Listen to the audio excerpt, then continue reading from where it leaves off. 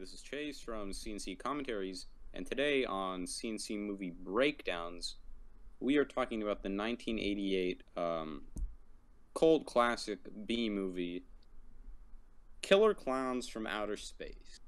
And I'm, of course, joined by my good associate, Nando. Hello. How's it going, buddy? Not bad. Not bad. We just watched an interesting film. Oh, yes, we did. We just. Uh, we're we're doing a big jump from Texas Chainsaw, that's for sure.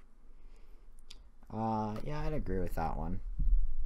We went from Texas Chainsaw Massacre to Killer Clowns from Outer Space. I would say it's more than a 180. They're on two different stratospheres, yeah, literally. Yeah, definitely. All right. Before we go into this, why don't you give us a synopsis? Synopsis of the movie. So Killer Clowns came out in 1998. It was created by the Chowdo brothers, who got their main start in like makeup and technical effects for other movies. This is the only film they really wrote and directed. And it's about some teens, mainly Mike and Debbie, who they see a comet crash, or what they think is a comet, and little do they know it's murderous clown aliens who are going around town fucking things up and killing people and turning them into cotton candy cocoons. And they need to put a stop to this. Yeah. It's a very. That's Killer Clown. They are Killer Clowns from Outer Space. Yeah, the title is very direct. Yes. All right. It's a very, it's a very interesting premise for sure. All right. Chase, what were your initial thoughts when you see this movie? And how long ago did you view this movie for the first time? Well, I've only seen this one other time, and that was like 2 years ago, but I didn't remember anything from it really, except for how great the score and soundtrack is, which we'll get into. But when you watch this movie, you gotta go in knowing what you're getting into. If you don't go into this knowing how cheesy and campy it is, then you're not gonna enjoy it as much. And I think you kind of have to see this on two different levels when watching it. And I definitely think this film is a lot better with a group experience. Yeah, I guess I kind of agree for some of that. I mean, for my initial thoughts, I saw this film probably about 5 years ago for the first time, and I've revisited it over the years, but I really like this movie. This movie doesn't take itself very seriously, and it's just that right amount of like cheesy and campy. It's really enjoyable to watch. You know, I still laugh at the jokes. This movie can still get a chuckle out of me.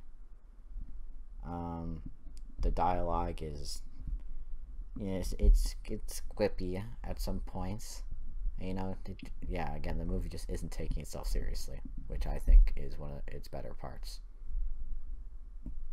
I will say this movie had one of my favorite jokes I've heard in recent memory in a movie. Yeah. I guess let's dive into it. Let's hop into this cotton candy filled world. Yeah. All right. So, Chase, why don't you take us through our first scene? Well, I mean, we open with this banging song. Yeah. First off, this title track, and when I say this song slams, it slams. This is one of the best parts of the movie. Yeah, the soundtrack and score are pretty amazing in this movie. I think that's one of its biggest positives. Yeah.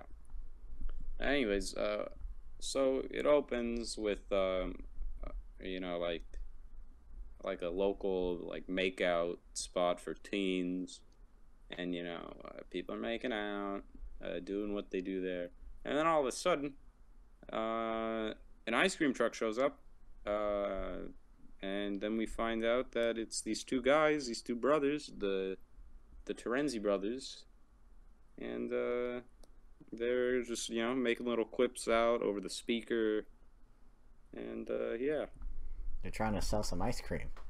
they're trying to sell some ice cream. That's their job. They're ice cream men, and ladies love ice cream. Yeah. And we're introduced to our two main characters. It's our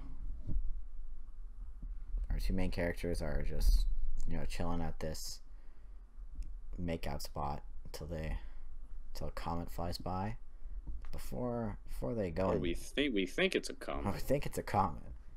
Before they start going to investigate, a local farmer sees this comet pass by, and he's reading a book on Halley's Comet, and then he starts freaking out with his dog, who is named Pooh. He's like, "Oh, it's Halley's Comet. There's gonna be thousands of people here. Let's go find it and get rich." We're gonna get rich. Yeah. We're gonna get rich. Look, he loves space. And then he goes off a bit more. He sees this circus tent. It's like, boy, oh boy, I love the circus. Yeah, This is a wholesome guy. yeah, I guess he just he sees the circus and he like tries to circle around it. He's like, "Where's the ticket booth?" He's like, maybe they can give us year-round passes. Yeah, but as he's walking around the perimeter of this circus tent, you can see a shadow from the inside of the circus tent, and it appears to be in the shape of a clown. And as he's walking and he has his dog behind him, a little portion of the tent opens, and some clown with a net scoops this dog up. This dog is dead. Yeah, this dog, sadly, I mean, we assume he's dead because we know what they do to people in this movie. But poor Gene, man, he likes the circus, and then they take his fucking dog, and then he'll stop at nothing to get his dog back. He's pulling a John Wick. Yeah, he's like, "I'll tear this place to pieces with my own bare hands."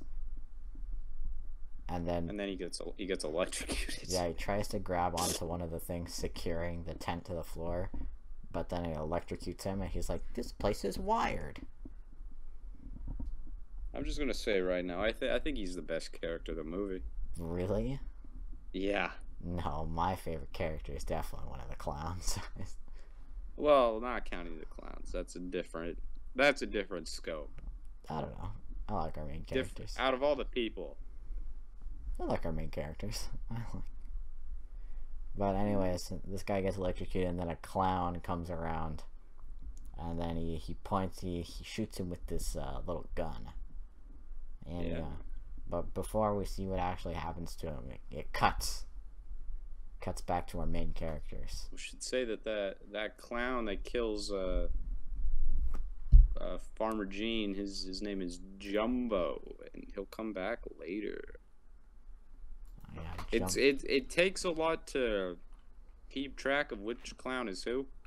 Like the clown costuming and like everything is done very well to like differentiating them. But to actually remember their names is a whole different story. Yeah. So once we cut back to our main characters, so like they're just chilling in their car at the makeout spot, and They're making out in a freaking raft. yeah, an inflatable raft. Oh, like why? But then they see That can't be comfy. I guess. But then they see this comment, and the girl's like, "Oh, we gotta go check this comment out." Or the comment out. Like it looks interesting. And so the Mike is like, "I don't know, it seems like boring or dangerous." He doesn't want to go. But then Debbie is But like, they yeah, Debbie's like, I'm gonna go. You gotta come with me. So they go. So they, and so they go inside of the tent, and then they're like, this is a pretty odd place. And I'll say another thing I liked about this movie is sometimes is the set design. It's very vibrant and just wacky, I think is the best way to describe it. yeah, I also really like the set design. Like, you can tell that they really had to sit down and plan out what an alien spaceship circus would look like. Well, we've all had those thoughts. I guess. Um, Yeah, I really like the set design. I think especially the interior of the spaceship is very good. anyways, Mike is talking about, it's one of those new European circuses. Yeah. There's a And new wave European circuses. he's like, let's go on a tour of it. And then he says one of probably my favorite line in the movie. He's talking about different attractions of the circus. And then he says, Gumbo the toothless elephant. There's just something about that wordplay I love. It's genius. Yeah, And that is the writing of this movie at its peak. I disagree, but I still think it's a pretty good line. Gumbo the toothless elephant. Anyway, so they continue they continue going through this spaceship until they encounter what appears to be a set of elevators. So Oh, I think we should say it's very clear these things go nowhere, and these doors are so flimsy. yeah, When they close them, it like wobbles the whole thing. I noticed that, and it's just I couldn't take it serious, which I know it's not supposed to be serious, but I couldn't take that atmosphere serious. yeah. But then, like, they see a clown and they try to hide. But then eventually they get to this little area where there's a bunch of kind of cotton candy cocoons in the room. And so, Mike is still trying to justify this being a normal place. And he's like, oh, look, they're making cotton candy. And then he grabs a piece off a cotton candy cocoon. And we see inside the cotton candy cocoon is the bloody face of Gene. And that's probably the scariest part of the movie. Yeah, it's pretty unexpected. The first time I watched this movie, I didn't expect them to be there to be people inside the cotton candy. They're people. Yeah. But anyways, we see his bloodied face, yeah, so and then he's dead. all of a sudden, a clown just shows up, starts fiddling around with some popcorn, Yeah, and then he sees Mike and Deb and starts chasing them. yeah, but he also gets a gun, but it's a popcorn gun. Yeah, this ain't no ordinary gun. He's pulling out the big guns, the popcorn gun. So he whips out this popcorn gun and he's chasing them, right? And so once they're right at the exit, he finally shoots his popcorn gun and it covers them with popcorn. And then It might be one of the best movie guns in history. the popcorn gun from Killer Clowns. Yeah. It's pretty good.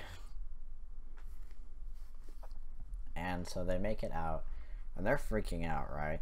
So they go to the local police station, and there's this young police officer and there's old police officer. Yeah, So- young police officer's name is Dave, and then there's the older officer Mooney. And Mooney is an asshole. Yeah. There's no light way to put it. He's kind of a beast. Well, he thinks because they're telling him about the clowns, and he thinks that they're just joking around trying to prank him. And he's like, "Are you trying to make me seem stupid? I am not stupid." Yeah. And it's just the irony in that later. And so, Mooney is like making fun of them, but Dave, we actually find this out, but Dave used to be very close with Debbie, So Dave, They used to date. yeah. So Dave used it's kind of like talking to both of them, and he decides to check it out. So he, Yeah, they just send Debbie off to her house. yeah. So Dave, Debbie, and Mike all get in his police car, and then he's like, "All right, before me and Mike check this out, Debbie, you're going home." So he drops. So after he like tells her he's dropping her home, he drops her home, and then she starts getting in the shower. But Yep. then we cut back to Mike and Dave, and it turns out that they go back to the original place the tent was. It's gone. There's a giant hole Yeah. in the ground. And it's just gone. And so Dave's pissed. Yeah, he gets angry. Like, wait, you're lying to me. There's nothing here. I'm gonna arrest you for who knows what. And then we get a montage Yes. of some of the clown kills. Yeah, I think it was like one of Killer clowns doing what killer clowns do best. Yeah, I think one of the best aspects of this movie is like, so throughout the whole movie, you have you have the main characters doing stuff, Dave, Debbie, and Mike, and then you have these scenes cut in where it's just the clowns messing around in town, and you get these really creative kills from the clowns on just these regular townspeople. I will say this movie does have some of the most creative kills I've seen. Yeah, I also really like the actual clowns. They actually have a lot of personality despite not having any words. They have some words sometimes. You know, but they have some personality, and I really like that about them. Certainly have more personality than you sometimes. That's just not true. Got him. Anyway, so, you know, we cut back to Dave is like dragging Mike back to the police car, but then Dave drives back to the makeout spot from the beginning of the movie, and he sees that a car is filled with cotton candy. So he investigates and he finds this pair of glasses, and he takes them back to Mike, and Mike is like, "Yeah, those used to belong to a kid who was there. The clowns got him." Yeah, they were just like, "Yep, goodbye." Yeah, so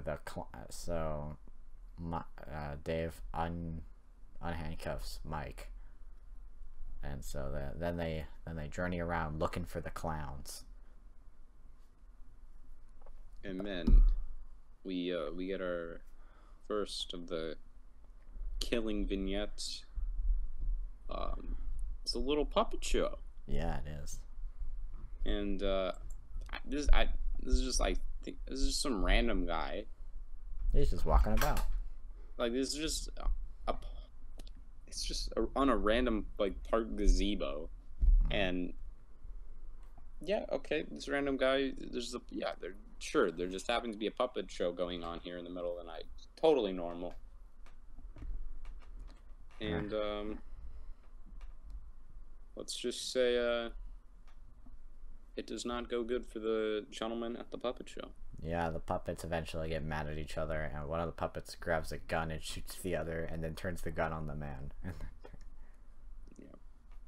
Did not end well for him. By Spike the Clown. Yeah, Spike the Clown puts on a puppet show His spiky hair. with a deadly ending.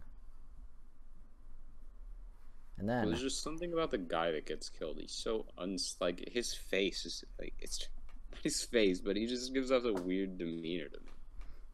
I mean, who stops for a puppet show in the middle of the night? I mean, Yeah, you're asking for trouble if you do that. nothing good ever comes from a puppet show from the middle of the night. No. So next up, we get the clown Rudy, who goes to rob the little convenience store. Oh yeah, And pretends to be an animatronic. we just get it keeps cutting back to the clerk's scared face, and he's not doing it. He's just watching him rummage around Yeah, the products, knocking the shelves. he's also just kind of like whispering, and he can't even speak properly because he's really scared. And he's just watching this clown just like ruin his store. And then after that, some of the clowns go and deliver a lady some pizza. I also, for this scene, I want to point out the line delivery of the lady. When she opens the door and sees these 3 clowns holding like 3 boxes of pizza, she's like, "Oh, pizza," and then she gets shot. And Who's gonna turn down pizza? I just really like her line delivery. That's really... I think after that, the bigger clown Fatso, he shows up and he at a lady's door and he like gives her like chocolate. Yeah, like candy in a heart-shaped box, and you know, just romance. Yeah. Until she gets shot. Until she gets shot, and presumably encased in a cotton candy cocoon.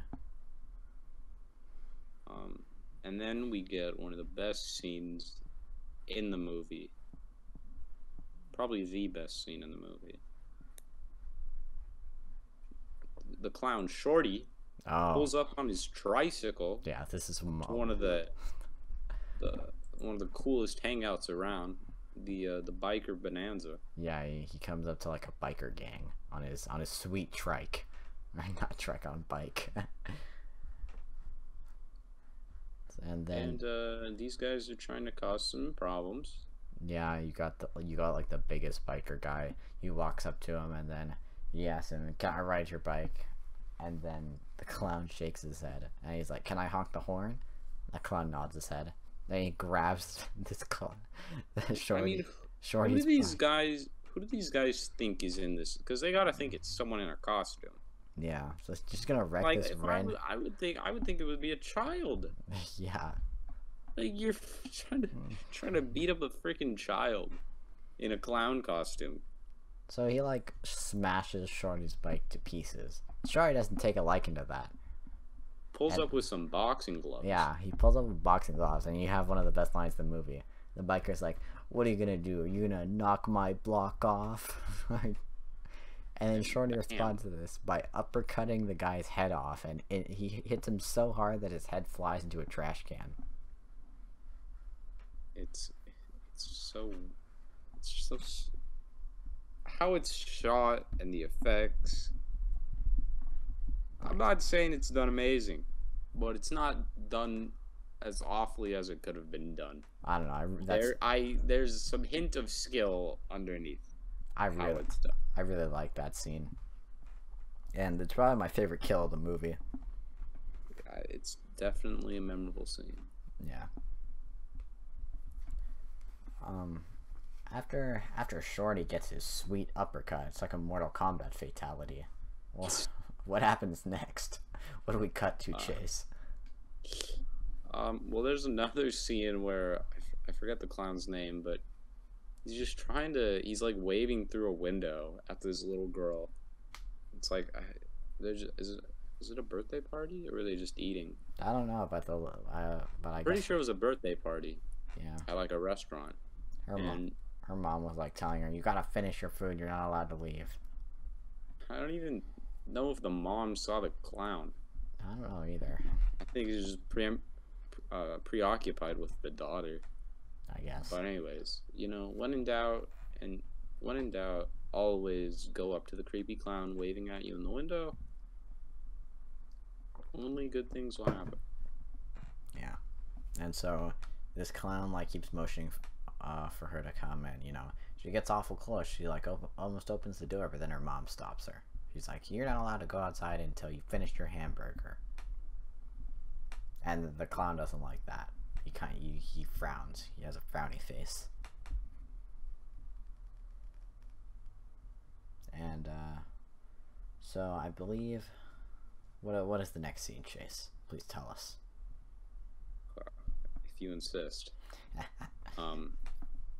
Well, we get this another scene where we have a driver, and then all of a sudden, a clown named Slim pulls up on like an invisible bike or car, and gets the guy into an accident. Yeah, he rams him off a bridge. So then the And yeah, he grabs off the bridge. The car like he catches fire, and then he just laughs and just drives away. lets out a cackle and just a horrific laugh. Yeah, yeah. These I really like the actual design of these clowns. They're very memorable designs. Yeah, the clowns are like really ugly, and they come off as kind of like ghoulish. Uh, and and the actual like audio. I don't know if I would call them ghoulish. I would. And their actual like the audio from these clowns is like almost like demonic, especially in their laughter. They're certainly horrific to look at, but Yeah, I don't know.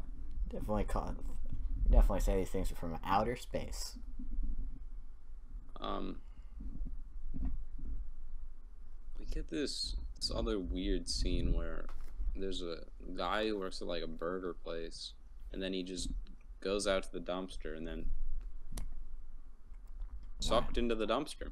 A clown in a previous scene had like he had stopped at the dumpster and dropped some of that like killer popcorn in there. Yeah.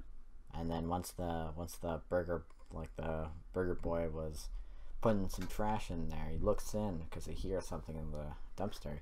He looks in, then he just gets sucked in by the popcorn. And so now I think it's time to cut back to our characters, see what they're doing. Dave. So Mike and Dave are driving around. I just realized there's another movie called Mike and Dave Need Wedding Dates with Zac Efron. Totally unrelated, but when you said Mike and Dave, it made me think of that. So Mike and Dave are cruising around trying to find some killer clowns. And eventually, they find this clown at a bus stop. And you know, this bus stop has some people on it, and this clown's just kind of sitting a ways away from the bus stop. So you know, the people look at him, and the clown looks at them. Then he puts on a little shadow puppet show for them on a wall.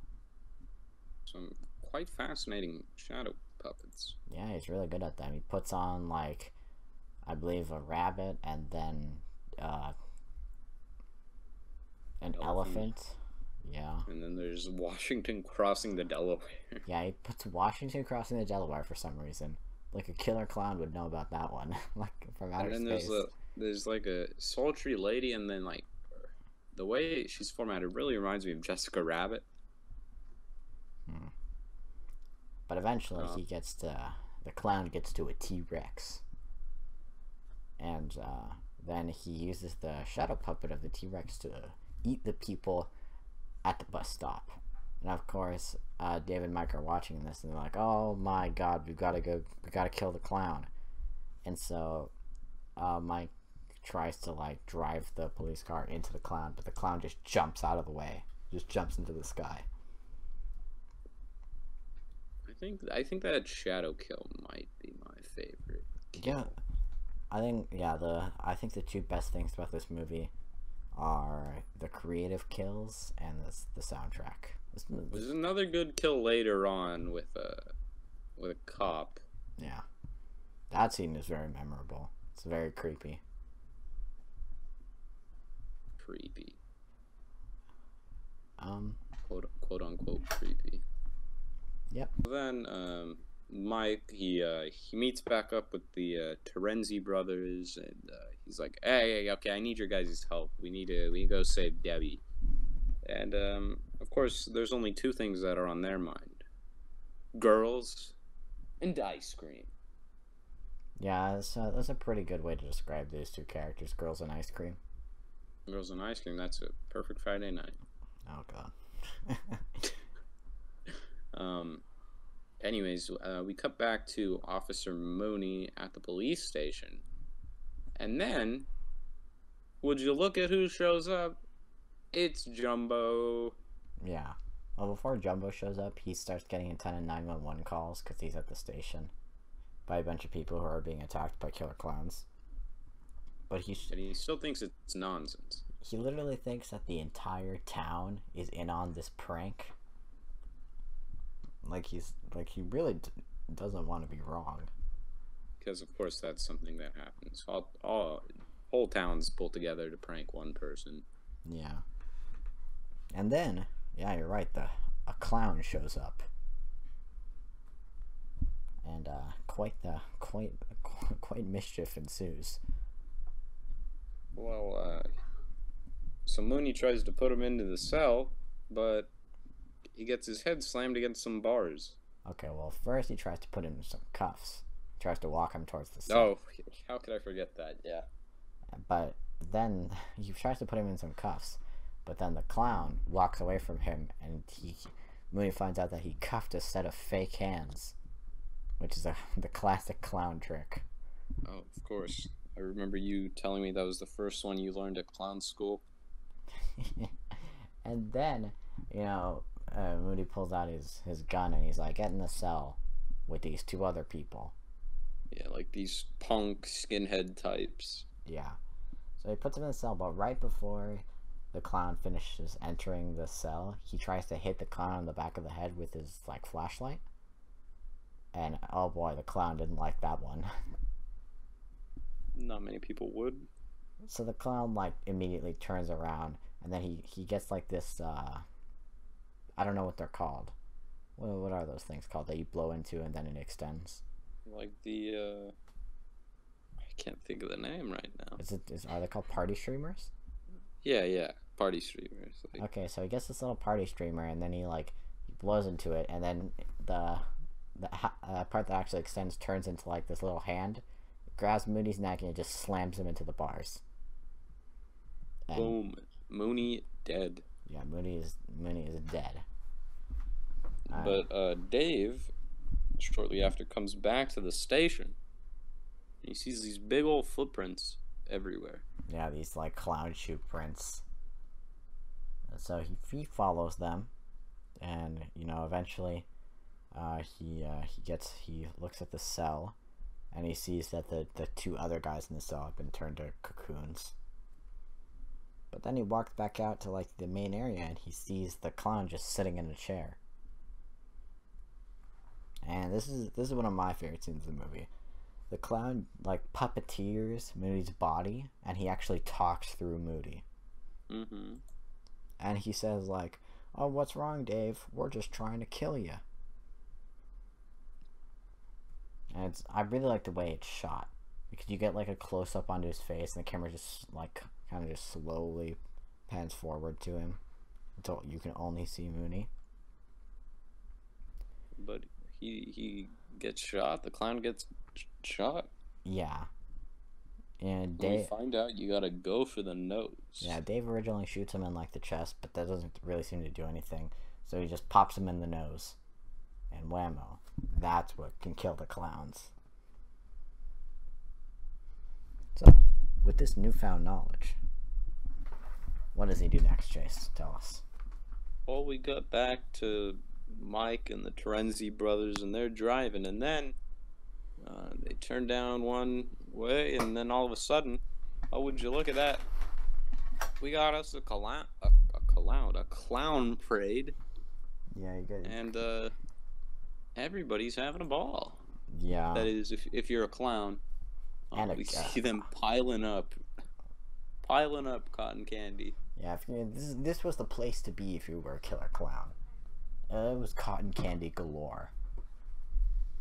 You see them with this big machine. It's kind of like a vacuum that sucks up these little cotton candy cocoons. And of course, all three guys in the car, or in the ice cream truck, more specifically, start freaking out.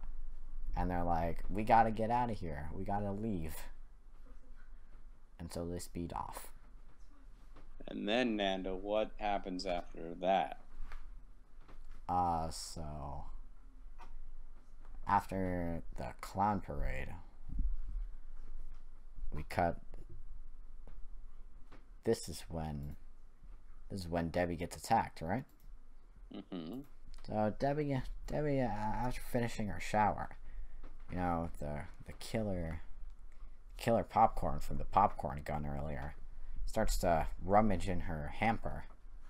And then when she gets out of the shower, she, it starts to come out with like these mini clowns. And so, she freaks out and she like tries to fend them off. And then she runs to a front door to try to escape. When she opens it, there's another killer clown. He's waiting for her. So she slams the door shut. She goes out a window. But then there's like 3 killer clowns outside her door holding like a net to try to capture her. Eventually she just like a clown just makes it into her house and she just gets picked up by the clown. And they put her in a balloon. Put her in a yellow balloon.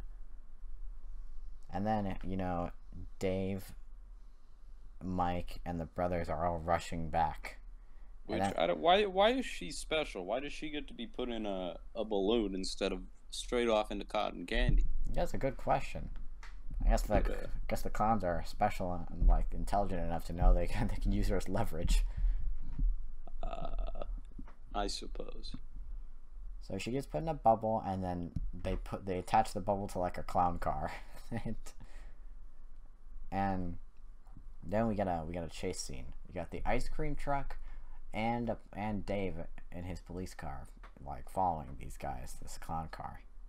But eventually, Dave and the ice cream truck, like they collide,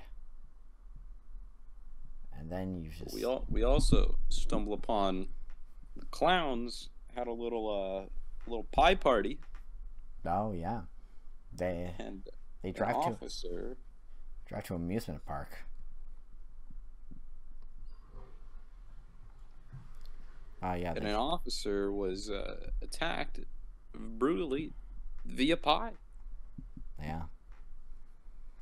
So the clowns get out of their clown car, and of course it's a tiny car, but they've got like 6 clowns in there. And the officer's like, "I'm gonna need you guys to leave. Park's closed."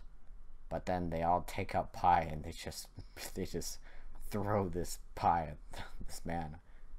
And the best part of all of it is the little cherry at the end. It turned out to be acid pie. And so this guy like completely melts away like to the bone. You're telling me that wasn't regular pie? No. Like this guy melts down into the bone. But then right as all the clowns are entering this amusement park, like their little tent that they just set back up,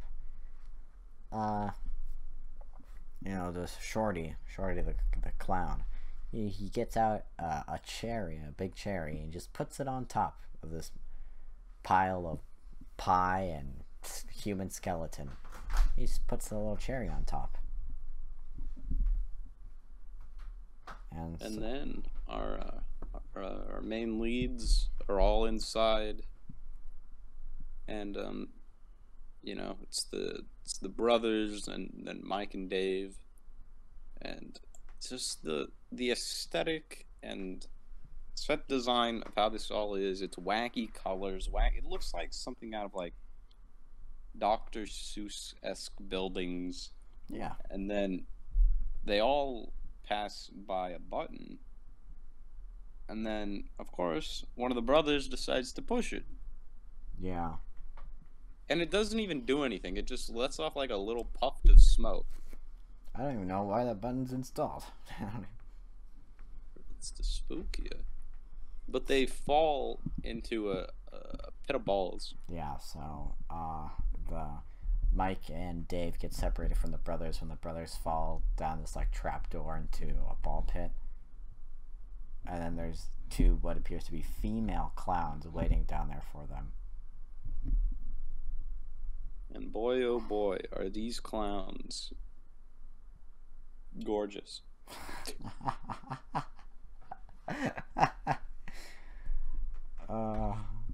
Okay. They have one of the clowns. Her features are a little more exaggerated. Features. Okay. Yeah. That's very true. And then it's funny because Mike was telling them like, oh yeah, Debbie's got roommates with who would have looked similar to that. And then they stumble across these clowns. Yeah. So you come back to Dave and Mike. They're still like exploring the ship, and Dave's got a shotgun, and now armed with the knowledge that if you shoot them in the nose, they die.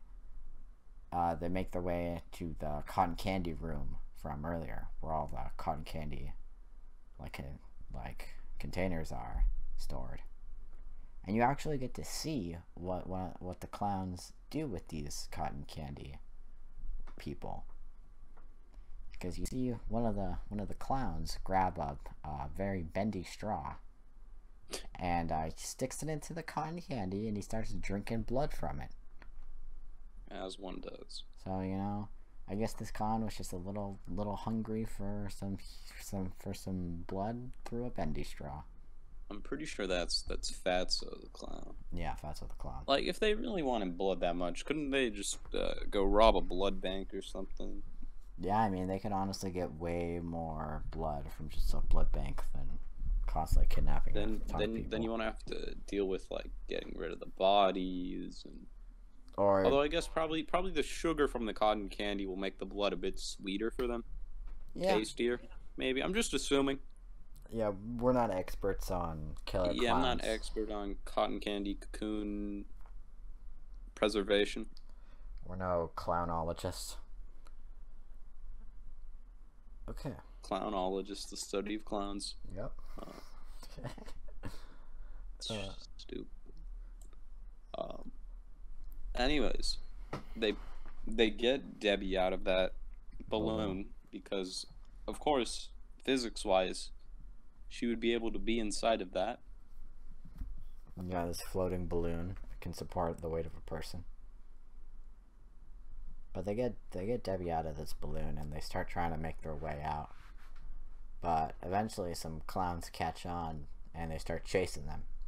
Yeah, they start running through this Technicolor funhouse from hell. Yeah. Eventually they get to this set of tiny doors, and they go through the doors. And they manage to bar the door with the shotgun from earlier. And they eventually just come onto this room with a bunch of clowns, but all of these clowns have like bats and melee weapons. And so eventually they get surrounded, but then the brothers with their trusty ice cream truck bust through the wall of this tent. And they cause a scene. And the thing to note about the brothers' ice cream truck is that it has a clown face on top of it. JoJo. Yeah. So they start speaking through the speakers, and they start acting like the head clown. Start acting, and he orders the clowns to stop going after them. But then, just when you think it's safe, Clownzilla shows up. Yeah. This opening reveals itself on the roof, and like this big clown emerges. And yeah, like you said earlier, it might have been a joke earlier, but you said Clownzilla, but this thing really acts like it's Godzilla. No, I'm pretty sure that's the literal name. Oh wow. Of it. So might have to double check that, but if that is, that's great. But Clownzilla over here, he really acts like Godzilla. He starts smashing on the brothers' ice cream truck, and the ice cream truck literally explodes with them inside of it. Yeah, like the brothers refuse to leave the ice cream truck because, quote unquote, we're renting it. Yeah, we're renting it. So they decide to go down with their ship, or more accurately, their ice cream truck. And so the ice cream truck explodes with them in it, and all our other characters, Dave, Mike, and Debbie, think that the brothers are dead. And then, no. after the big clown ship swirls back up into the sky, they just plop back down, and they're fine. Yeah. It makes no sense. So Dave tells Mike and Debbie to get out of there because he's gonna be like the hero, and he's gonna distract the Clownzilla while they escape. And so eventually, like the tent starts to lift off with Dave still in it, but he managed to shoot.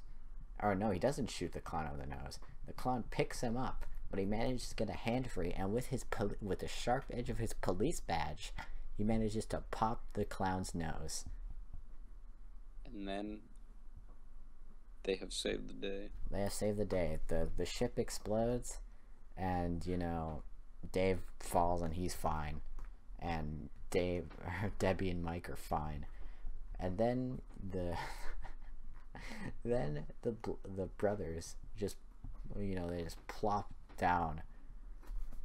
And you know why the reason they lived that explosion in the ice cream truck? It's their work. They pulled an Indiana Jones. Clearly, Indiana Jones stole from this movie. In the freezer. They said, "Yeah, we hid in the freezer with the ice cream." And in case you're not aware, we're referring to the best Indiana Jones movie of all time, Kingdom of the Crystal Skull. No debate. Objectively the he best. He hides in the freezer. And survives a nuclear blast. Yeah, as everyone does.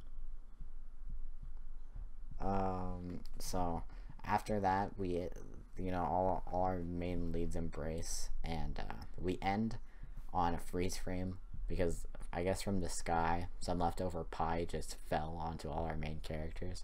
Now we just leave the movie on a freeze frame. Well, nothing says 80s like a freeze frame. Yeah, we just end like on a freeze frame of all our characters covered in pie. And that's Killer Clowns. That is Killer Clowns from Outer Space. We end with the continuing of that amazing song. Yeah. And after you watch this movie, you've certainly gone through an experience. Yes. I will say that. Here, why don't we give our closing thoughts for this movie? Who would you like to go first, Nando? Here, I'll go first. Killer Clowns from Outer Space is definitely a cult classic. I like this movie way more than I should. And, I don't know what it is about it, but it's just this movie has charm and personality. Even though some of the actors aren't doing great, or some of the writing doesn't make a lot of sense, I still find this movie very enjoyable. If you go into this movie looking for a serious experience, you're gonna have a bad time. But if you take this movie for what it is, a cheesy B movie, then you're gonna have a great time. I don't think a lot of people can have a bad time watching this movie. This movie is just fun to watch, and if you've got some friends, watch it with them because it'll make the experience a lot better. Yeah. All right, Chase. What about you with your closing thoughts? I agree with you when you say that this is definitely something you want to experience with at least one other person. But I feel like just if you can see this with a group of people and you all have popcorn, and maybe you're lucky enough to have some cotton candy with you. Oh, thematic. It'll certainly be an experience you won't forget. I agree. It's certainly one of the most fascinating cult and B horror movies I've seen, and I agree with you. It's charming. It's fun. It's just so strange, and the kills are good. Yeah, kills are very creative. There's nothing I can describe it except wacky and odd, honestly. And I don't know what I'm gonna do when we go to our ratings because I'm torn. I'm telling you, I'm torn. Speaking of ratings, let's go to them. I'll go first. Okay. I will be rating Killer Clowns from Outer Space a 7.5 out of 10. You I'm, you just can't have a bad time while watching this movie. It's impossible. I respect that. I respect that, I guess. I feel like we almost have to give two separate ratings from a whole film standpoint and from just a pure fun enjoyment level. Because it's two separate sides of the scale. Oh no. I'm not saying there aren't scenes in this that are shot really well. But I feel like first and foremost, if I'm rating this based off of fun and enjoyment, which you will go into this movie and have, I I wouldn't even call this necessarily like, yes, it's horror, but It's more comedy. very few. It's mostly comedy, sci-fi. If we're Yeah. being frankly honest, uh, There's only like a it's couple creepy scenes. yeah. And on a pure just enjoyment and fun level, I give this film like an 8 or a 9. Just pure enjoyment, pure cheese, the, all the whole everything. But from just a filmmaking standpoint and a technical aspect, I I have to give this film like a 6 out of 10. Yeah, that's respectable. That's I I enjoyed it, but I could not in good conscience rate this higher than some of the other films we've done thus far. all right. And I guess And of that course, these could always change. that wraps up episode 5, Killer Clowns from Outer Space. Wow, we did it again. Well, folks, if you made it this far, we appreciate you watching. We appreciate your continued support here at CNC Commentaries. And we hope you tune in next week.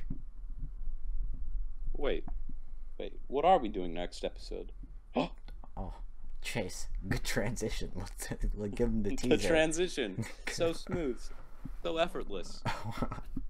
Well, Nando, let me tell you something right now. I'm listening. Spooky season, it's not over yet. No, no, no. Next episode on the show, we're going to be talking about a film from the year 1980. One of the most seminal horror films. It was based on a novel by the horror master Stephen King. I'm pretty sure that this movie is it's either mine or yours favorite film ever, and I'm pretty sure the other one hasn't seen it. Oh, I wonder who's who. I might have checked my notes on that. Who's who? I guess But you'll of course, have to find out next time week. on the show, we're going to be talking about Stanley Kubrick's The Shining. Yeah. We really didn't decide to wait until doing a favorite episode, a favorite movie ever. We're just getting it done up front because fuck it, we don't follow the rules. No rules are being followed here. We're totally professionals. Oh, and in case you couldn't tell, I was trying to say Nando has not seen this film. This is Chase's favorite film of all time. Loves this One movie. of them, yeah. All Well, right. until next time, Thanks for watching, everybody. so long, and thanks for all the fish. Have a good one.